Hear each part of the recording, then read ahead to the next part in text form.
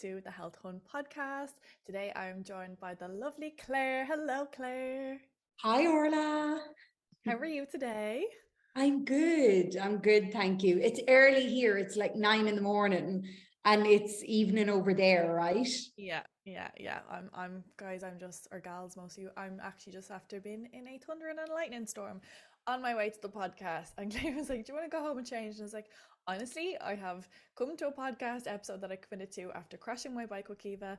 Yesterday, recorded a podcast episode with Nicole, day one of my period. And if I can do those, I can get through a rainy season rainstorm. But it just, you weren't here in rainy season, were you? No. No, It no. was, yeah. No. Yeah. So myself and Claire have been following each other all over the world, but missing each other every Yeah. time. We So literally just miss each other every time. Portugal, Ireland, Bali, everything. Yeah. I think, when did you first go to Portugal? I first moved to Portugal August of last year, so August 21. And you were just 21. leaving as I was Just moving gone. over. Yeah. You were in Lagos, Yeah. which I thought I kind of didn't get to. I should have explored that side of it a little bit more, Yeah. because I think when I left was April 2021, and it was kind of still COVID time, so I was just going where someone recommended to me in the Algarve. And don't get me wrong, I had time in my life, but I probably would have benefited more going somewhere where there was more of an expat community, or more of like a kind of those that are self-employed. I know you made amazing connections down there. So look, my journey was what it was, and I got so much out of it as well. But then I moved over to Bali, then you got to Portugal, then I was coming back over this side of the world, and you were in Bali, and you were so you're currently in Ireland. Yeah. Are you loving it, or are you feeling like you want a next adventure? No, I'm absolutely loving it, Orla, because I think this year I just did way too much traveling. Not way too much traveling, because as you said, like, your journey's your journey. There's no such thing Mm. as, wrong place, wrong time. I think it all started with when I was going back to Portugal in January, and I was at the airport, could not get a COVID test. The airport was just chaos. Yeah. And I've never been at the airport and missed my flight at the airport. I was so annoyed. I couldn't get on the plane without No. a test. Yes. So then, so I ended up having to get the bus home back to Monaghan, where I'm from, No. and book a new flight. And it was just, but look, it all worked out the way it was meant to. Then when I got back to Portugal, like a day after getting back, I got COVID. I'd say I got it on the trip back, but I was in Portugal on my own, and I was far out, and it was just like I had to walk to the hospital to get the test with COVID because I couldn't get a taxi. So I've done, like, that was the start of just all of the traveling and the constant moving. And Mm. within a space of 4 months, I was in 6 countries, and it was all go. And I just burnt out. And I was on the phone to my best friend, and she was like, Claire, I think you need to just go home and just recenter and ground yourself. And it's that, like, you think it's a failure, and it's not. I was meant to be in Portugal until Christmas, but I ended up coming home in September. All my bags and extra, I'd paid extra money to get everything back to Portugal, and then I'd paid to take it back. But it all worked out the way it's meant to. And now I'm at home. It's just this sense of I'm exactly where I'm meant to be. Like, I just feel so settled. I've such nice routines. I'm close to my family. I was up with my granny last night having a cup of tea, talking about, like, old stories. I'm just like, I've done so much traveling, and now it's time to just ground for a little bit and settle. And yeah, no, I honestly think I've never been happier. And I never thought I'd say that about being in Ireland, but Ireland's not the problem, it's me. It's like, it's like, it's not you, it's me. There's nothing wrong with wanting to live your whole life in Ireland. I'm not one of those that goes traveling and is anti-home and anti-Ireland. I always loved coming home. I just never thought I would settle here.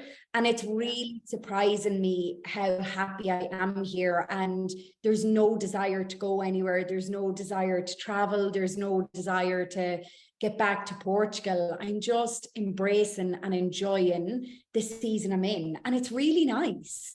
It's just really nice. That's absolutely so lovely.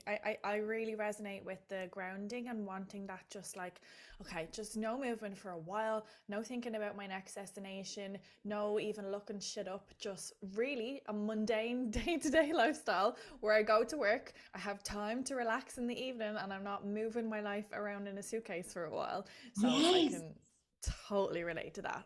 I've done that this year, and that's why I was like, I'll get to Bali now and I will just relax. I think I love travel so much, and like yourself, I've been through a journey with Ireland. I've been through that kind of wave of don't like Ireland, hate Ireland, it's closed-minded, there's no one here like me, with self-employed and blah blah blah, whatever. But I have come back around since kind of with COVID, although I felt trapped there because I didn't want to be in my job. This is before the business.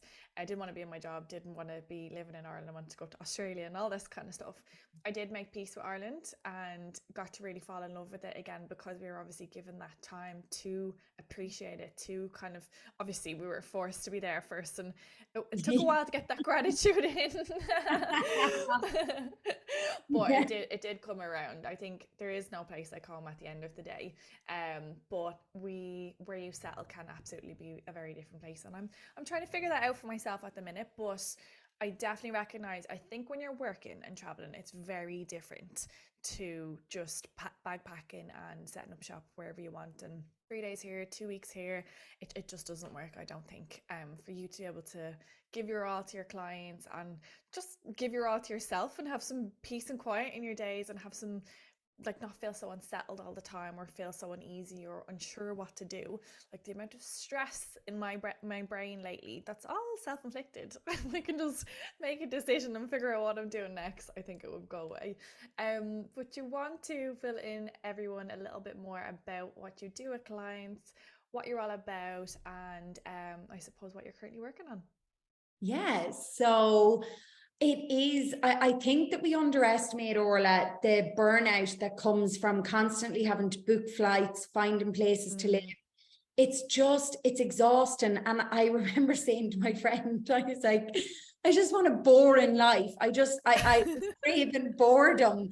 And I'll never forget, she said to me, because she lives a very settled life. She's in Australia, and she lives a very settled life. She's in a relationship over 10 years.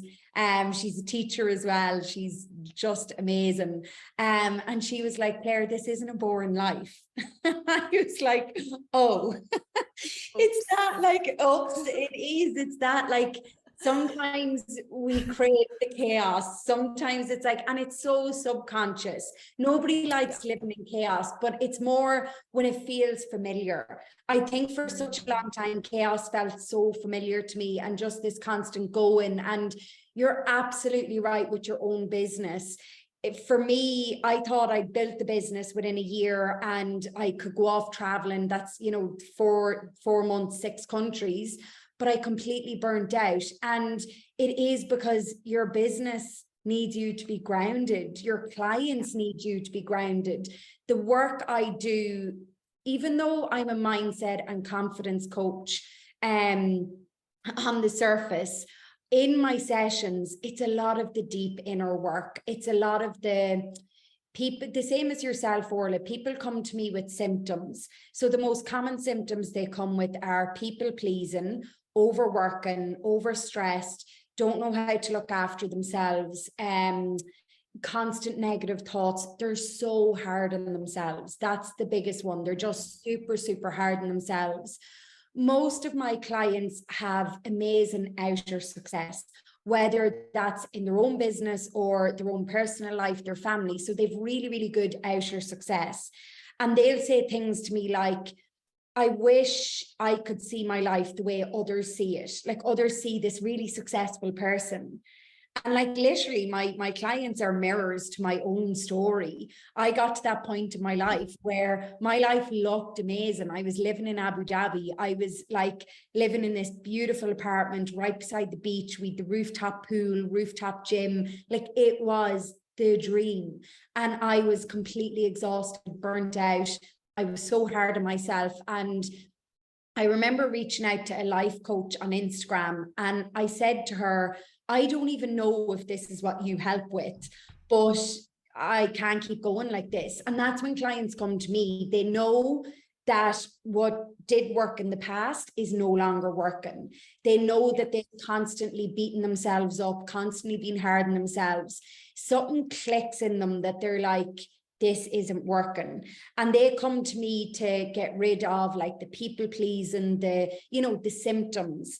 And I always explain to them the problem is never the problem, and it's what's underneath that. It's what's driving the people pleasing. It's what's driving you to constantly be busy, and what you need to believe about yourself to not be looking after yourself. And that's when they're like, like they confuse their behavior and their personality and their coping strategies with who they really are. So a lot of the work I do in my coaching sessions is digging deeper and getting to the root, because when you get to the root, you get all the relief. That's when they get this sense of, oh my God, I'm not as fucked up as I thought I was. I swear, Orla. I know. Like I see their shoulders drop. I Yeah. see them like they've been holding their breath, and I see them literally just, and I'm like, yes, you are not fucked up. You have coping strategies that are unhelpful, and you get to change them. You get to change your coping strategies. Like my coping strategies for low self-worth used to be people pleasing, overworking, perfectionism, all of those lovely, lovely behaviors that just weren't serving me anymore. And now I've changed out my coping strategies, and I've done a lot of the inner work that I'm not coping as much anymore. I think we can get into a really bad habit of just coping, just getting through life, just getting through the day, just getting through the week, just coping. And I just think we're here to do so much more than just cope with life. The goal is not to just cope with life, it's to enjoy it. Like that's what we're here to do. So a lot of the work that I do with clients is self-worth, mindset, nervous system healing. And when we do that work, that's when the symptoms ease. That's when they start to notice that they're people pleasing less. They get stronger boundaries with work. They're not constantly consumed by doing more and getting more done. So it's a journey. It's like with coaching, and the work you do as well, it's not a quick fix. It's not there's so much more to it.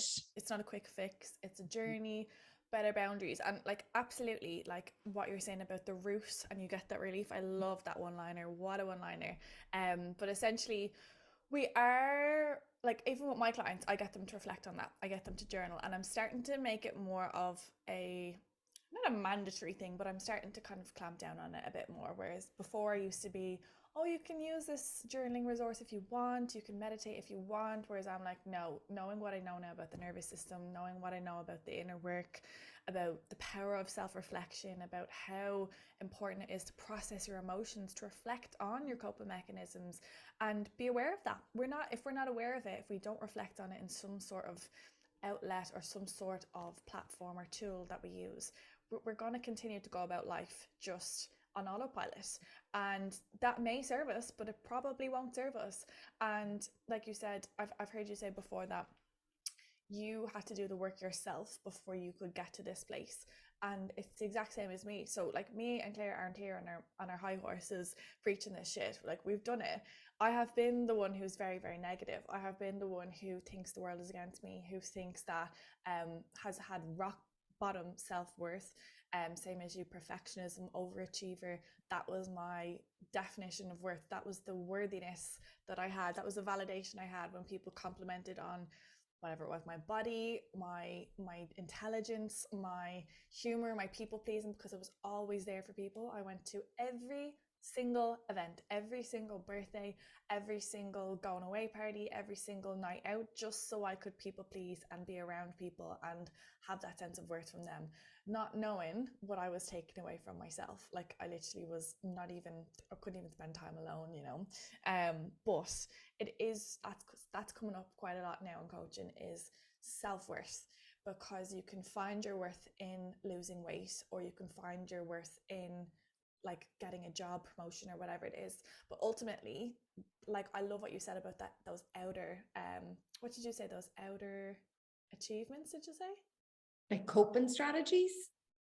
I think we were talking, so I suppose what the point we're getting to is about the inner worth. You define your worth, it's an inside job, I suppose, and it shouldn't be looking at the external for those validation markers, let's say, to determine your inner worth at the end of the day. But I suppose, so because self-worth is coming up quite a lot, could you talk people through what exactly self-worth is, and maybe some practical strategies for how they could improve that?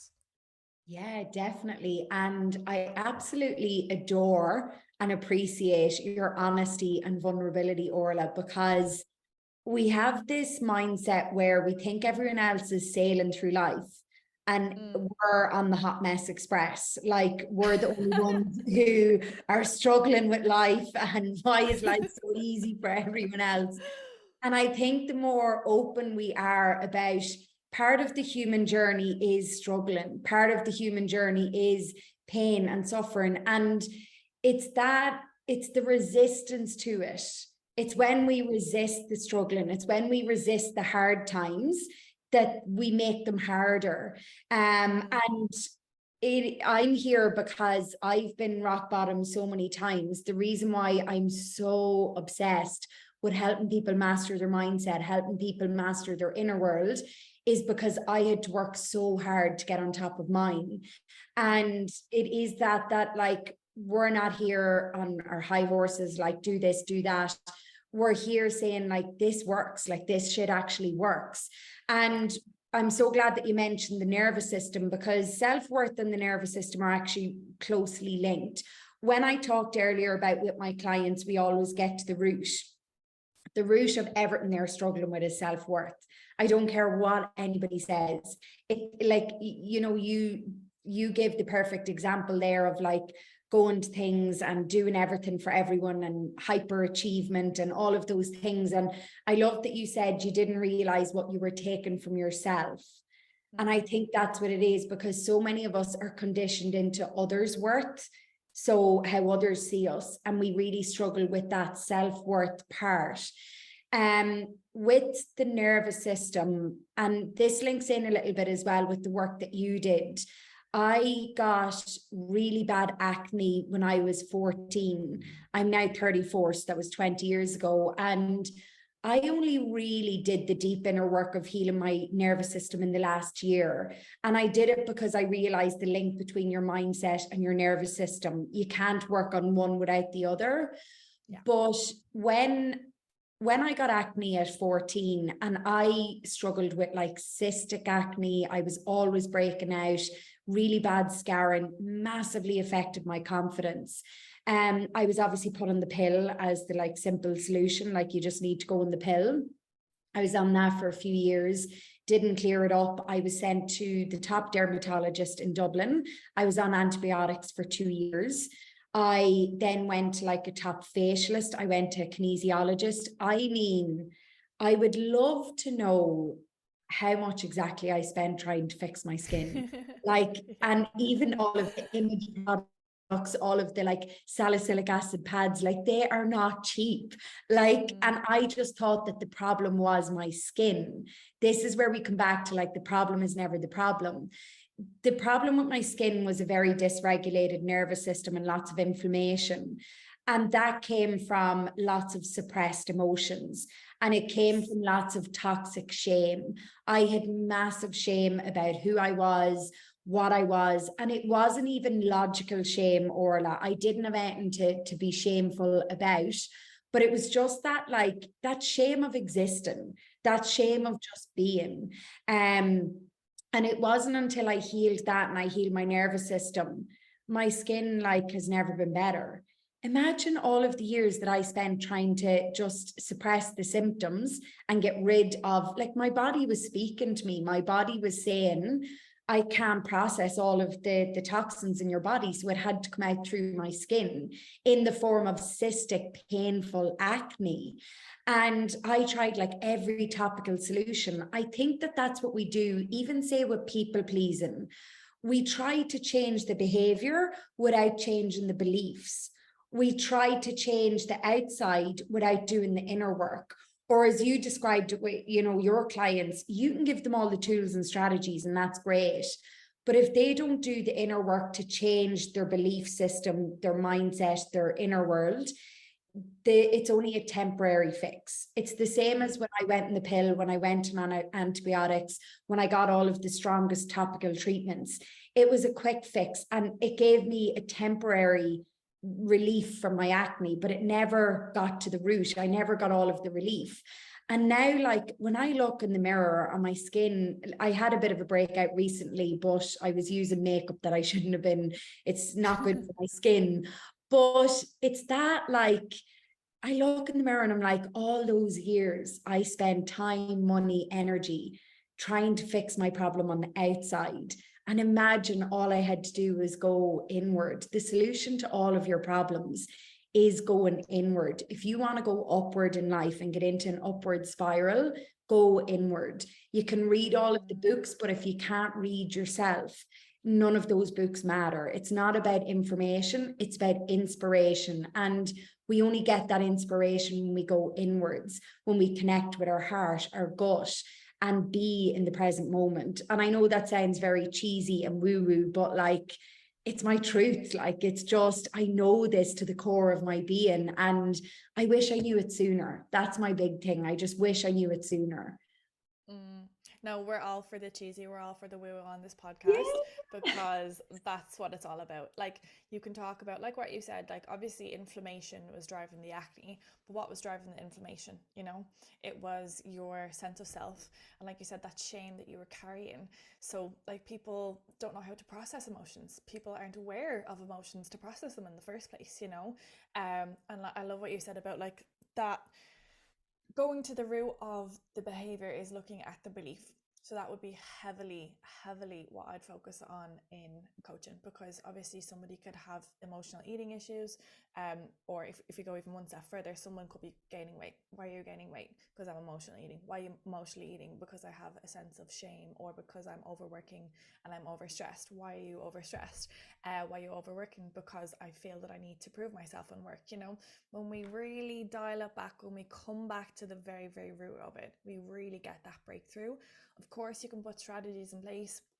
We want to be increasing protein, fat, fiber, all that stuff to fill you up and support your hormones, etc. But we need to really understand, like, that stuff can get you to surviving, so you're not feeling out of control, of course. But we want to get you to thriving. My voice. We want to get you to feel like you're thriving. And what I do for clients for that kind of belief, like you said, the problem versus the belief, I get them to do a comparison exercise where so it could be either comparison or negative self-talk, because we have a purpose for every action or behavior that we have, okay? And it's could be from a belief. So you could believe that negative self-talk serves you in some way. So I get them to do is, and anyone listening, you can go do this yourself.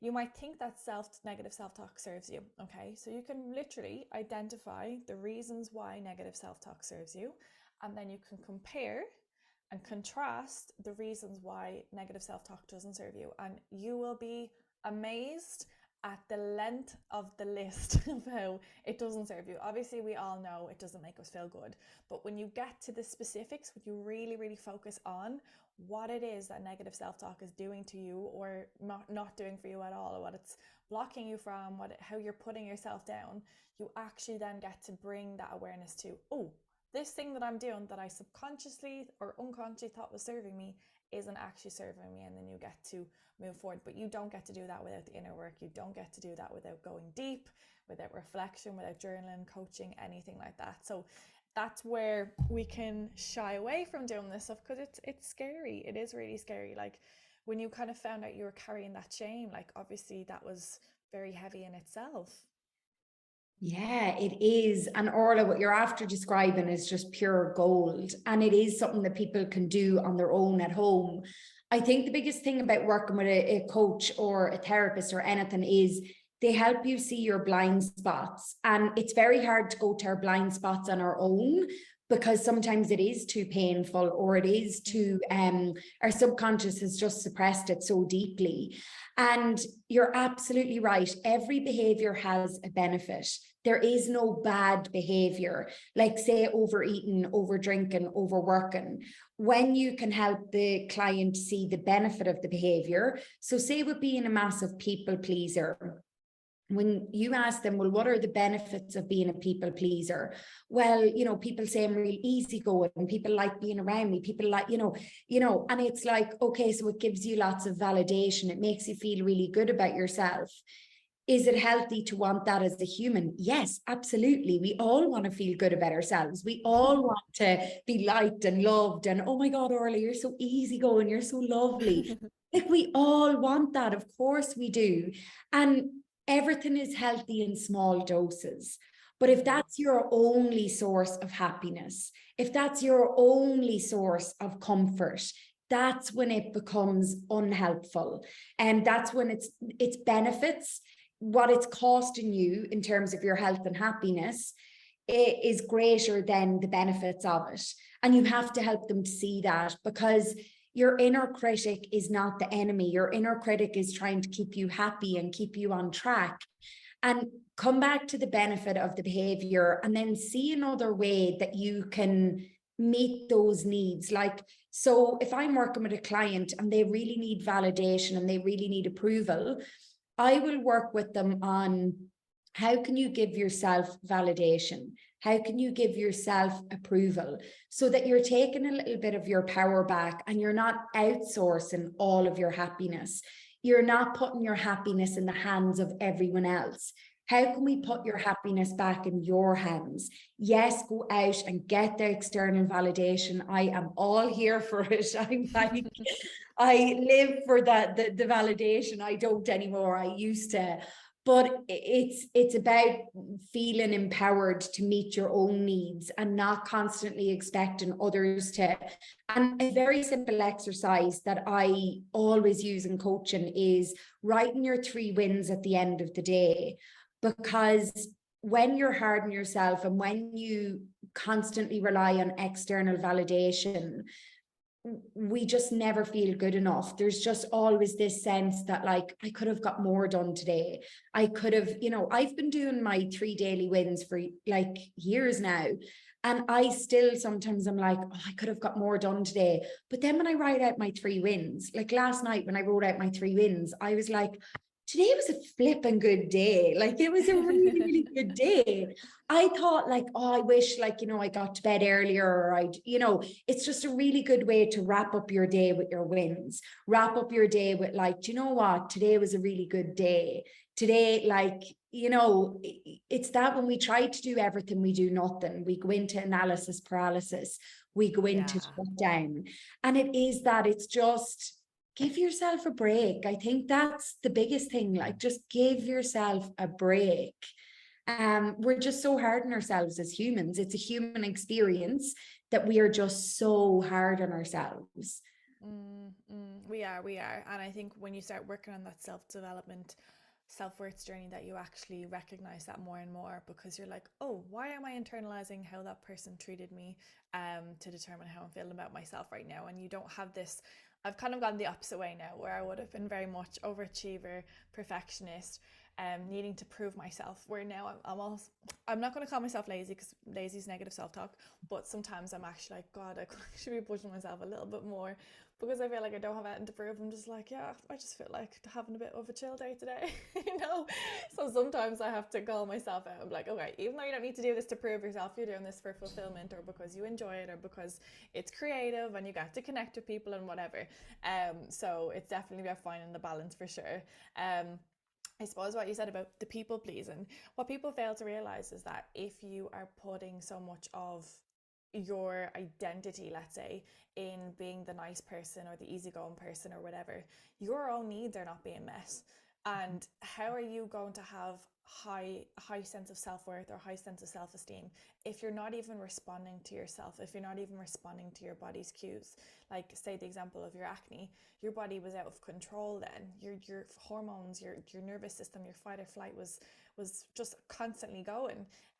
So how could you expect yourself to feel mentally good if physiologically you're not even supporting your basic needs of that nervous system regulation, of supporting yourself, whatever that looks like, with if you're overworking, you're not getting to bed on time, or you're not getting outside in nature and getting some fresh air, you know, such basic things that we could all do, that is about coming back to yourself and coming back to supporting yourself rather than being so heavily focused on the external as well. What would be your non-negotiables that you would get clients to start doing?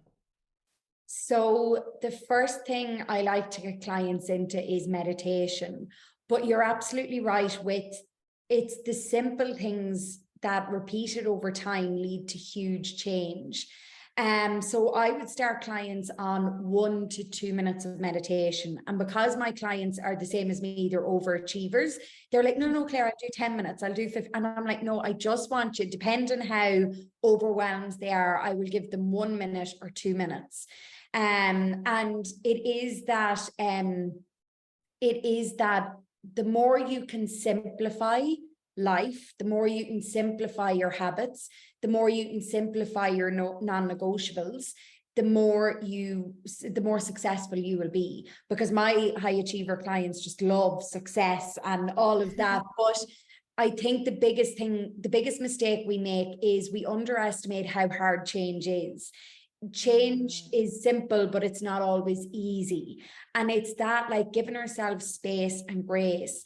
I was coaching a client yesterday who is constantly busy, like busy, even squeezing our session in, like just so busy. And what I do with things like that is a little bit of fear coaching. So I asked her, if I said to you tomorrow, you've to call in sick to work, and you call in sick to work tomorrow and you are not allowed to get off the sofa for the day, I was like, how would that feel? And you could instantly see her go, oh God, like I wouldn't be allowed to move. I wouldn't be allowed, like, what do you mean? And you would not be able to move off the sofa. You would not have your phone. You wouldn't have the TV, you know, you wouldn't have books. It's just a day of being. And when we fear coached on it, her first fear was that my day wouldn't be productive, because the society we live in overvalues doing and undervalues being. And as you said, it's the balance, because we do need doing to be able to, you know, relax and switch off. But we massively overvalue doing and we undervalue being. So when I asked her, what's your biggest fear of not having a productive day? And as you said, it's that, like, I'm lazy. It's that I'm wasting time. That's what she said. I wasted the day. So if we're so socially conditioned to believe that being is wasting time and that we need to constantly be doing, no wonder we're all in fight or flight. We're all dysregulated. We're all overwhelmed, stressed, living in our heads, constant negative thoughts. It's this sense that we can't waste time and we have to be so productive. And when I asked her, because this is what I mean by we go deep, we get to the real root. So when I asked her what you're afraid of if you waste time, so if tomorrow is just a waste of a day, what are you so afraid of? And when we got to the root of it, what she was really afraid of was being alone with her thoughts and emotions. So she's a trained yoga teacher, and she, again, same as myself, very high achiever, but she has all of these strategies for managing her thoughts and emotions. And her big fear was, she wouldn't be able to, because you know the way when you exercise, it does release your emotions, it does give you the endorphins, the serotonin, and she loves journaling. And she was like, if I couldn't journal my thoughts. So her big fear was being alone with her thoughts and her emotions. And that's what drives most people to constantly be doing. Because as kids, we get the message that emotions aren't important. We get the messages of, don't be sad, stop being sad, stop crying. And we learn not to trust our emotions. Feelings are not your fault. Feelings are not the enemy. Feelings are your friend. It's feedback from your body. So when I asked her, I said, okay, we're going to do a little experiment. Instead of having to spend the whole day with your thoughts and emotions tomorrow, we'll just go to 2 minutes. So I did a 2-minute timer. I guided her a little bit into it, and I just wanted her to sit with her thoughts and emotions for 2 minutes. And to her absolute shock, she didn't die. Because that's the biggest fear is, if I sit with my thoughts and emotions, I'm going to die. I'm going to fall into this pit of depression and never be able to get out of it.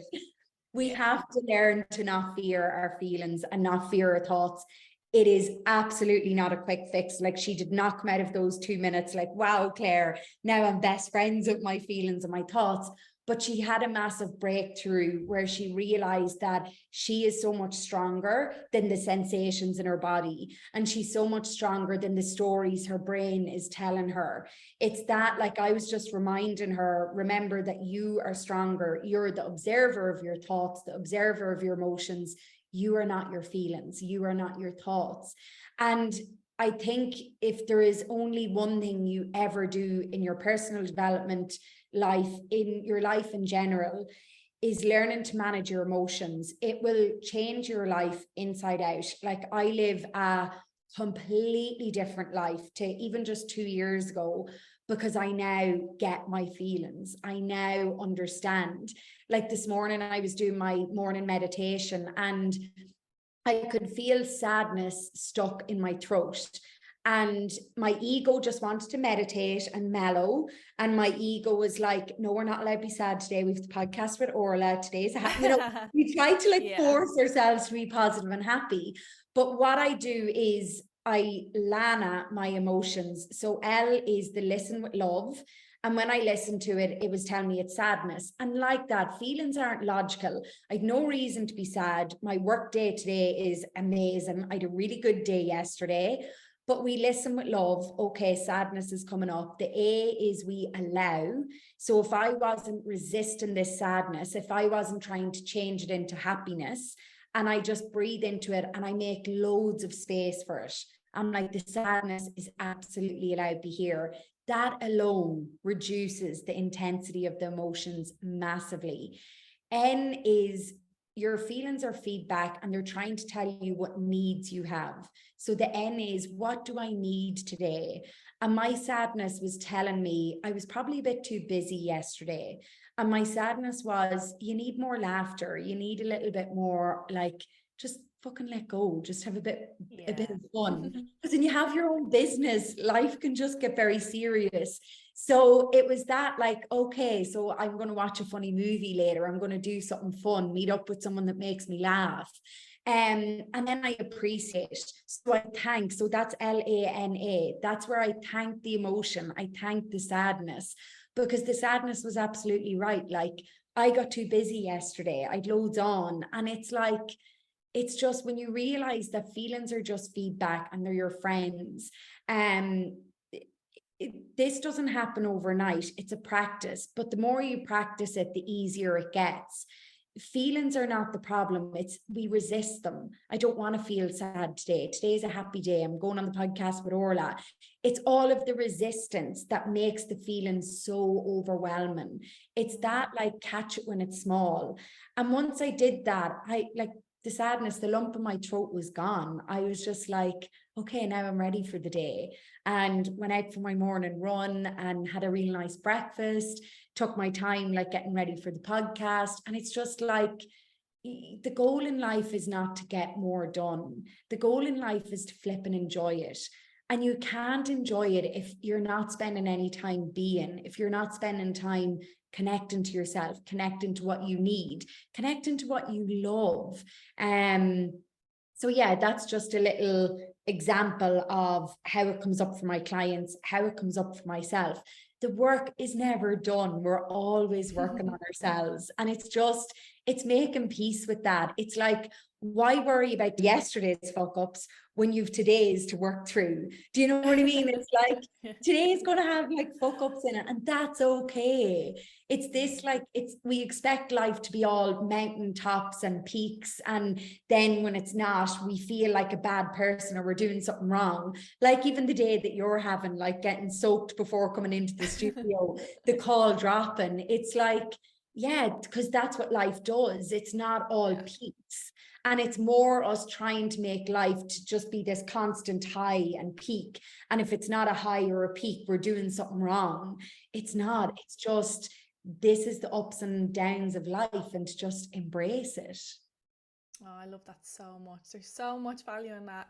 Like, I think that's what, when we're always striving, when we're always trying to be, when we're always trying to become, prove our worth, get that validation, that's when we will keep, like what you said, keep trying to climb that mountain, instead of just taking moments to go and sit and watch the waves, instead of taking a moment to go ring a family friend or be with a family friend, family or friend member, sorry.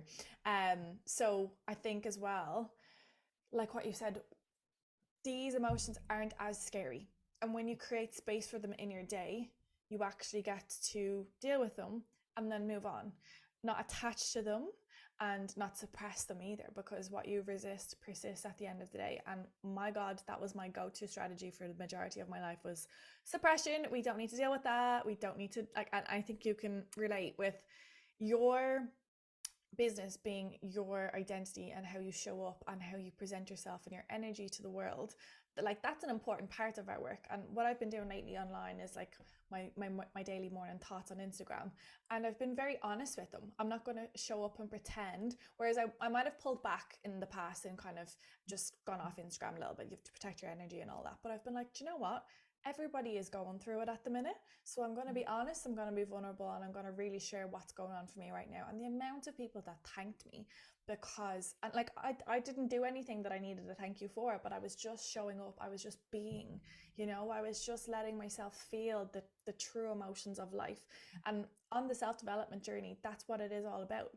It is actually just about honoring how you're feeling, but having the tools as well to not let those feelings completely take over, completely consume, and create this kind of all or nothing, where the all is like, say, the peak you were feeling, and then the nothing is like the depths of fucking what can feel like depression sometimes, because you're in a hole after the weekend, after drinking your sorrows, after having the fear in you of what you're after doing on the weekend because of what other person looked at you or whatever. You just don't take note of these things anymore. You don't attach to these things, because when you work on your self-worth, you are so fine as you are. Like, you are amazing as yourself. Like, and I can absolutely say that this year I have come to a place of ultimate self-love. Now, I'm not always like, maybe the odd time negative thoughts can pop in and pop out, but I never ever attach to them. And like you said, you're the observer of your thought. Like, and if an old thought comes up that would have been typically, say, when my body image was bad or when I had eating disorders, I just acknowledge them, and I'm like, okay, that's a thought that's coming up. Maybe I can recognize that I'm around people that may be triggering that again. Maybe I'm not getting as much sleep. Maybe I am deprioritizing my health a little bit, and step into that. It's using these as opportunities to see what your body needs from you, what you need from yourself, rather than judging yourself for these emotions.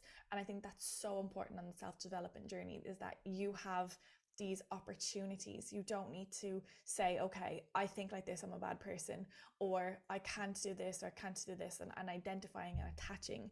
Just really like releasing all of that, viewing yourself as like, viewing any coaching or journaling or anything that you're kind of using as almost like a project, and you're like you're like a detective, and you're just going in with no sort of bias or prejudice, and you're literally just being like, okay, what's showing up for me today?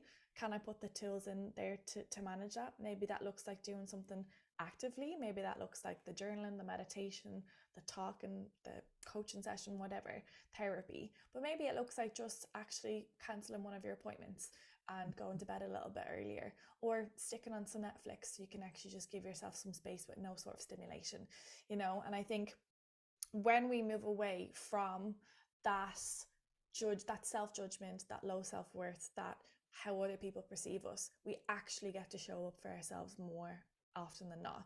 And we don't really care what some person's going to think if we don't go to their baby shower, or if we're not able to go for dinner with them. Like, and true people in your life as well will really respect that. Like, if they see you as supporting yourself and putting your needs first, they will actually honor that, and they will then be like, oh, that's something that I could take on board for myself as well, you know. But I think that's just so lovely. And I think I'd like to say, as you get older, this stuff is something that comes more natural to you, but I don't think it's always like a straight line of progress. I think you really have to watch it. Like, I'm not going to say that I'm always doing all the things that I'm meant to do. Sometimes I'm literally like just in a bit of a place where I've noticed I'm not doing all my things that keep me healthy and well, and keep my thoughts in a good place, and I'm like, okay, get back to it. And it's as simple as that. There's no need to be like, I failed again, I've done this, I've done that. It's just, okay, basic things. And I love what you said there about the fact that, like, take, if you are someone that's like overachieving is something that you strive for, perfectionism, start small. If Yes. overwhelm is something you're struggling with, if you're really busy, if you're flat out, just release any sort of expectations. Just start really, really small. That's what I get my clients to do as well. And it's like, pick 2 to 3 habits, maybe 5 if the capacity allows for it, that we're going to start working on. And it could be like looking at protein in your breakfast. It could be just trying to eat a breakfast. It could be, you know, all these basic things. But they'll come to me wanting a meal plan, and they'll want all the bells and whistles straight away. And I'm like, no, no, no, you're not even eating a breakfast. Let's just start with that.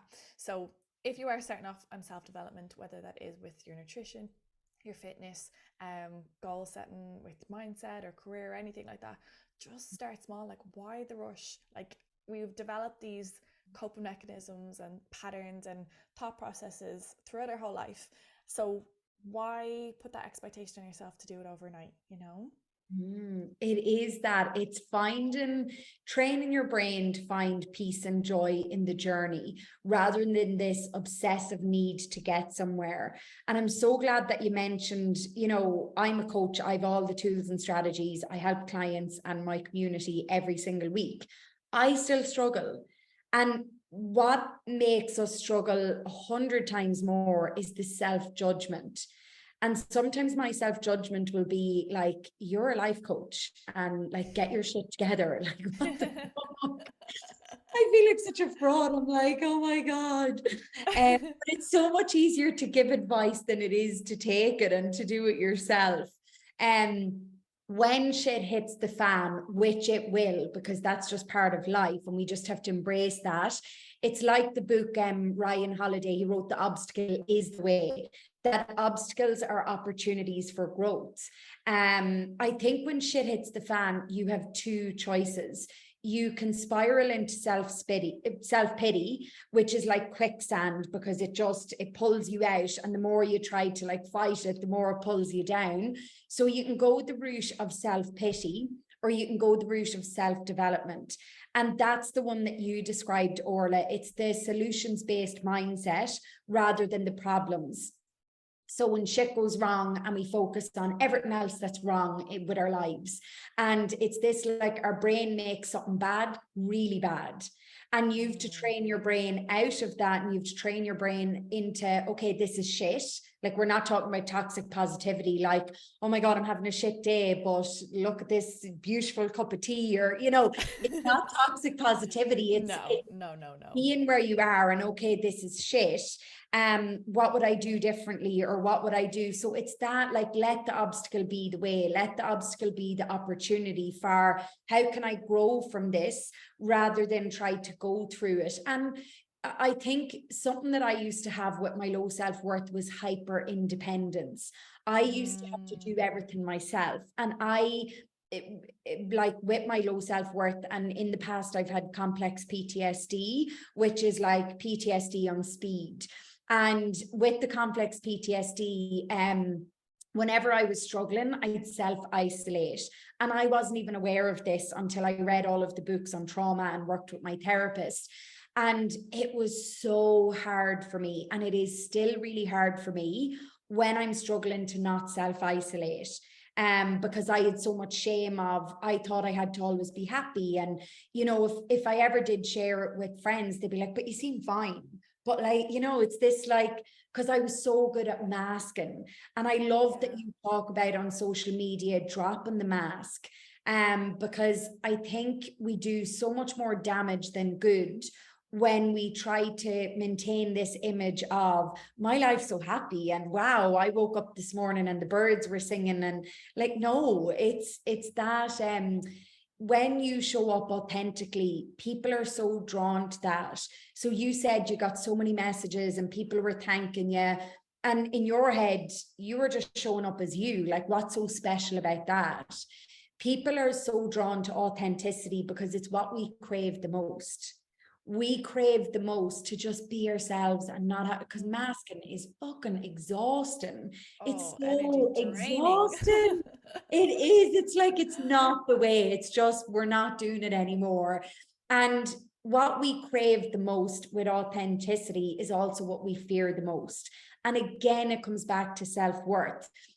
If you don't love yourself as you are, you don't expect others. So the big fear of the clients that I have when we come to the authenticity part is, if I show up as myself, like, will anyone even really like me? Because we think that people like us for the mask that we've put on.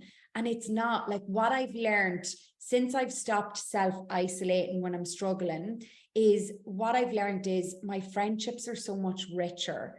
They're so much more meaningful because I'm showing a side to myself. Like, even recently, I cried on the phone to my friend. I never do that, like, never. And like, then she started crying. And then my guilt was like, oh no, I've upset you now. Like, do you know what I mean? I'm like, no, don't you be sad. Like, do you know, it's this, like, sadness is the enemy. But it's that, like, my friendships are just, I have a lot less friendships because when I was a people pleaser, I had loads of friends. But the friendships I have are just quality. They're just gold. And when your friendships are that good, you don't need a lot of them. Like, I have 3 people that I'm super close with that I can cry on the phone to. And like, even with my therapist, I find it so hard to cry with my therapist. And it's not, I'm not doing it consciously. And I nearly try, you know, I say to her, you're a really good therapist. This is not you. This is me problem.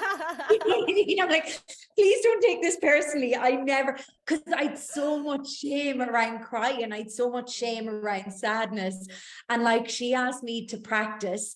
So for me to cry on my own, like, I have to listen to lots of sad songs and I have to be wrapped in a blanket and just feel really safe. And she was like, okay, Claire, just when you are having those like crying sessions, just pretend that I'm observing you, because there's something really healing about crying and somebody else seeing that. It's very, very healing. So it's like, my poor therapist, she does not get paid enough. I'm like, I really put all of her therapy skills to the test. But it is that, like, that's how, especially if you were shamed for your emotions as a child. I was a very sensitive child. I was very, and even as an adult, and I still kind of am very sensitive. But sensitivity is my strength. It's not a weakness. My sensitivity makes me able to serve people, because when my clients are struggling, I'm really sensitive to that. I'm really like, I want to help you. I want to give them hope that their trauma or their mindset is not a life sentence. It's like, if I come out of the shitstorm that was my complex PTSD, you can absolutely come out of this. So we shame sensitivity because adults don't know how to handle kids that are really out of control with their emotions. So we shame them into silence. And that's been a lot of my work of coming back to myself, is allowing sadness, allowing myself to cry alone and in front of others. And again, Orla, it's still a work in progress. Like, it's still, like, I can be on a therapy session and have a lump in my throat, and what I say to my therapist is, I just can't get the lump to go from here to my eyes. I'm like, that's just blocked. It's like, I want to cry, but my nervous system won't let me. It's my subconscious mind stops me. I went way off on a tangent there, but it's just to say that like your emotions are not the enemy. And when you learn to be able to process your emotions in the moment, it's that like, when you let the mask drop, it's just pure freedom. It's just like, I have so much more freedom now that I'm not trying to get people to like me, that I'm not trying to be somebody on social media that I'm not. Like I posted on my story this morning when I went for a run that I didn't want to go for the run because I didn't. Do you know what I mean? And it's like my brain was giving me all these excuses. And it's like, you have to make your mindset stronger than your mood. So when you show up authentically and fully, people are just so drawn to that because that's what they crave the most. That's what they want to be able to do, but their subconscious mind and their nervous system suppresses it. Yeah, I went way off on a tangent there, but No, the tangent's welcome, because I think that's such an important point about with trauma. Like, I think I relate heavily to a lot of what you said there as well with PTSD, with shutting down. So I would have only this year been actually fully able to get myself out of the shutdown, and I can still feel it happen sometimes, but very, very low frequency in comparison to what it used to be like as well. So your ability to actually let others in, so I suppose that hyper independence, not being able to cry in front of others, not being able to be vulnerable, isn't necessarily a choice. Just for anyone listening, if they don't understand the nervous system, it's not a case of like, so my whole life I would have done I'm a strong person, don't let anyone hurt you, don't let anyone do this, don't let anyone do that. And then when I actually tried to let myself feel my emotions, when I realized how toxic it was, same as yourself, my parents didn't know how to deal with emotions, so it was shut down and we were told stop being a baby and whatever, the usual kind of thing for our parents' generation. And again, not their fault, their conditioning, what was passed down through the generations. So when I started to try and let myself feel emotions, it's been years of a journey. Like I still sometimes cannot, like I feel like I want to cry, but there's nothing quite there. So, and again, this is coming back to the being. When I'm more in my fight or flight, the ability for me to let myself truly honor my emotions, or truly feel how I'm feeling, or let others in, or ask for help is going to be much lower, because I'm not in the state of my nervous system that is allowing that social engagement. I'm in the side of my nervous system that wants to run from danger, even if that's just eye contact from a stranger. It's these kind of low level things that can perpetuate, let's say, the state of your nervous system, or that trauma response, or how vulnerable and triggered you're feeling, versus actually being able to move forward in that kind of more healthy coping mechanism at the same time as well. But yeah, I think we could talk about that'd be a whole podcast and a whole other day. I think we could do a part two. But I'm so grateful for learning about the nervous system, because that has really helped me understand, like what you said earlier on the podcast, we're not fucked up. We actually have just had a series of events that have kind of led us to develop our nervous system, to develop the way that it has, our shutting down or our oversharing. Some people come in the fawn response as well. And when you actually get to understand yourself on a deeper level, you get more compassion for yourself. You build that self-worth. You really just see that it is just your body reacting to the environment, or to what's going on, or your thought processes, and you get to then not be public enemy number one for yourself. You actually get to be your own bestie. Believe it or not, it is a possibility, gals. But yeah, I have a question for you. yeah, of course. So if you think back to your younger self, what 1 to 3 pieces of advice would you give yourself?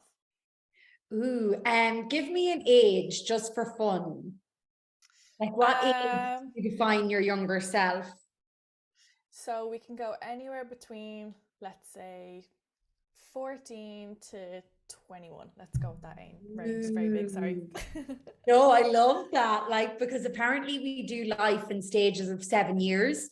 So it's really interesting that you said those 7. 7. So in the first 7 years of life, our emotional blueprint is formed. And then in the next 7, our our brain, our mindset blueprint is formed. And then 14 to 21 is our soul. It's all about finding ourselves, who we are in the world. So it's really interesting that you picked those specific 7 years. Wow. If I was to go back 14 to 21, if I was to say anything to her, see, isn't it really interesting that this makes you emotional? I can feel that coming up in my throat now. I can feel like there's a lot of that, because she just so struggled with self-worth. She just relied so heavily on external validation. If I was to say anything to her, it would be, stop trying so hard. That's popped in. Stop trying so hard. More likes won't make you happier. I wish I knew that, like 14 to 21. And I think like the biggest thing I would want her to know and want her to do is do the work of self-worth. Like, stop trying so hard to impress other people. Stop trying so hard and start impressing yourself. And obviously she had to go through what she had to go through to get to this point, you know, to get to this. But I like to think sometimes your higher self is your future self, because it's the version of you that's got to where you really want to go. And it's like they're speaking back to you and giving you a little bit of like comfort and advice. So like, say when I connect with me 5 years into the future, I'm nearly I'm 34 now, but I'll nearly be 40. And I imagine the advice that she would give me, like, Claire, you know, you don't have to achieve it all in your 30s. You don't have to like, so you can go both ways with this. But I think the biggest thing would be stop worrying so much, focus on your self-worth, stop trying so hard, stop needing to impress other people, and give yourself what I was looking from others was like love and affection and approval. When I learned to give those to myself, Orla, that's the gold. That's the real. Now with my friendships and my family, I go there with overflow. I go there with like, I'm just there to enjoy their company. I'm not there to get something from them. I'm not there to get their approval, get their likes. And it's the same with like, even doing this podcast, like, I'm just enjoying this chat. I'm not here trying to impress you. I'm not trying to impress the listeners. And I hope that that impresses on them. I hope that you know, it's so possible to get to this place of peace. It's so possible to get to this place of the outer game is just for fun. That like the outer stuff is just the icing on the cake, but you are the fucking cake. Like, you're the whole cake. Everything the whole goddamn cake. The whole goddamn cake. Everything else is just icing. And we're so obsessed with the ice in the outer world, when really all the goodness is in the cake. It's all like, oh my God. When you start going there, it's just your life looks, feels, it's so different. Like, self-worth is the key, but it's freedom. It's just pure freedom. Because then you just get to enjoy life. You get to just do things for fun. If you had done this podcast with me 2 years ago, say, just as an example, I would have been obsessed with what I was wearing. I went for a run this morning, I haven't even washed my hair. And I did think about washing my hair. Yeah, but that's it. I was like, I did think about it. And then I was like, no, I don't have time. I don't like having a lack mindset. I was like, I have time, but I'm prioritizing breakfast because I wanted to eat a really nice breakfast. So it's that, like, if you interviewed me 2 years ago, I would have so been in my head trying to impress you, trying to say things that's like, whoa, Claire, that's mine. But do you know what I mean? Whereas my intention for this call was just to enjoy it and just connect with you and learn a little bit more about you. And that's the only goal in life, is to enjoy it. And self-worth is the foundation of that. Like, it's just, oh my God, it's just so nice. I love that so It's much. a deep question. I love it, Orla. It's really wholesome though. Like, I feel like everyone listening to this would just like feel a hug from what you've just said.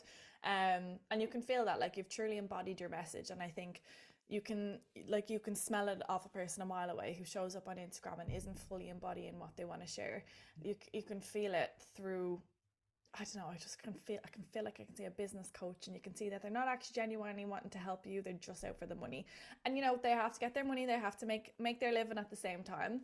But I just really vibe more with people that are genuine, authentic, really have that kind of, you know, that core message of trying to make the world a better place, helping people feel better just by being themselves, not because they're trying to prove something to anyone or anything. So I love that so much. Thank you so much for coming on. Honestly, there's so much value in this episode. Can you tell people where they can find you and a little bit more about your services? Yeah, so you can find me at Claire Fealy Mindset Coach on Instagram. I'm the same over on TikTok, and I have a website. Main ways that I help clients are my mini course, Know Your Worth, $9.99, cheap as chips. The messages I get from that are just, you know, if you start anywhere, I'd say start there. I do Master Your Mindset, my group coaching course. I do one-on-ones, masterclasses, all of that. So yeah, if this resonated with you and you feel the call to head over to my Instagram, drop me a DM, because I love getting feedback from like new followers, like how did you find the page?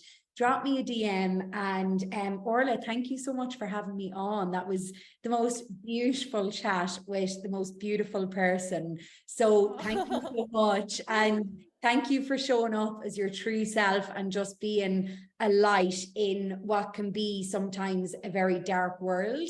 I massively appreciate you. So thank you so much for giving me this space to speak, and just keep doing what you're doing. You're absolutely smashing it. Oh my God, you're so nice. Thank you. I feel the same. It's such a lovely conversation. Like any sort of issues, like when you have these authentic chats, I won't keep going, but when you have these authentic chats, nothing else matters. Like we're all humans in this human experience together, and when we actually let down our walls and we have these deep conversations with one another, we actually see that we're not against each other, that we're in it together. And you know, that creates that community, that creates that connection, and that's what we're all looking for at the end of the day. So thank you so much, everyone. Go give Claire some love. As always, if you vibed with this podcast, please feel free to share it on with someone else. Any ratings and subscribes and reviews and all the rest of that is very much appreciated. But yeah, thank you so much, and I will see you all later. Bye.